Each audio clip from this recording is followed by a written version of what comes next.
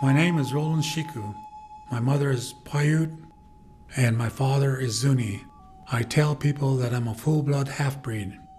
I grew up on the Lovelock Indian Colony in Nevada. We used to haul a lot of water for the 7 of us, which include my grandmother. One day I asked, why do we not have running water? Mom answered, shh. They won't give us anything if we complain. After graduating from high school in 1958, I attended the auto diesel mechanic school in Los Angeles with 6 other tribal members. It was the beginning of the Bureau of Indian Affairs relocation program. After we completed the training, we applied for many jobs but did not get hired due to our lack of experience. One day I asked the person interviewing me, "Where's experience going to start?" He replied, "Sure as hell not here." Since I could not find work, I returned to the reservation. Soon I was married and I had 2 boys and 1 girl. In 1962, I found a mechanic's job in Logan, Utah, with a well drilling company and moved my family there. I became acquainted with the Utah Migrant Council, and they asked me to serve as a board of director. This led me to a housing coordinator position, which took us to Salt Lake City. Over time, I found out about various Indian organizations in Washington, D.C. I also received a Ford Foundation Fellowship to attend the American University, where I became a certified housing specialist. I remember making numerous trips to D.C. to advocate for funds for our program. In 1964, I was recruited to work with a non-Indian organization called the Housing Assistance Council, and I moved to Albuquerque, New Mexico to work in their Western Regional Office. Eventually, I was assigned to the D.C. office. By then, I was divorced and my kids were grown.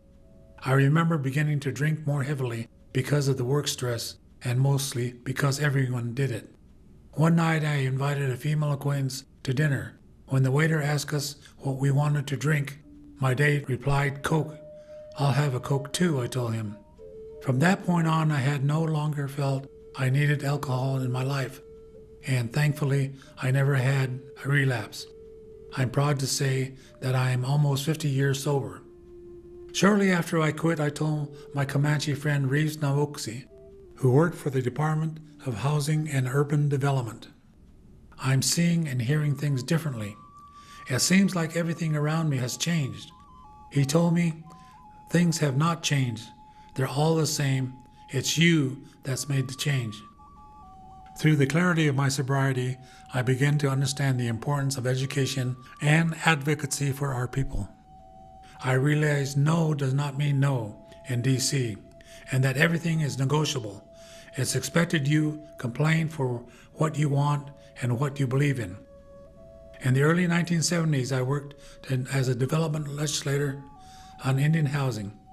We assisted in the congressional staff of Senator Joseph Montoya and other fellow senators from New Mexico. I also assisted in the development of housing authorities across many native reservations. In 1976, I returned to Albuquerque and did many things. I worked as a project manager for a Navajo-owned company and as a seminar instructor in Indian construction management. Most recently, I was a housing director for the Jemez Pueblo. After the administration changed, I retired.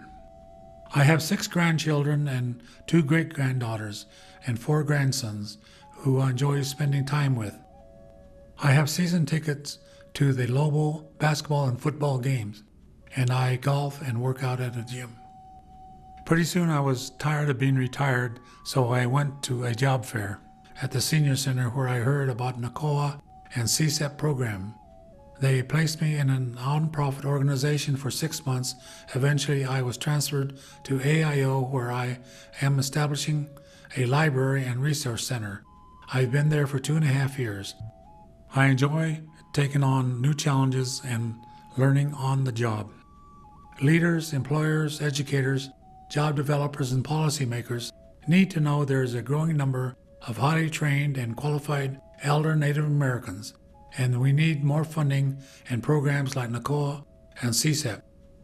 Our Native nations have valuable and diverse talent, skills, voices, and votes to make a difference.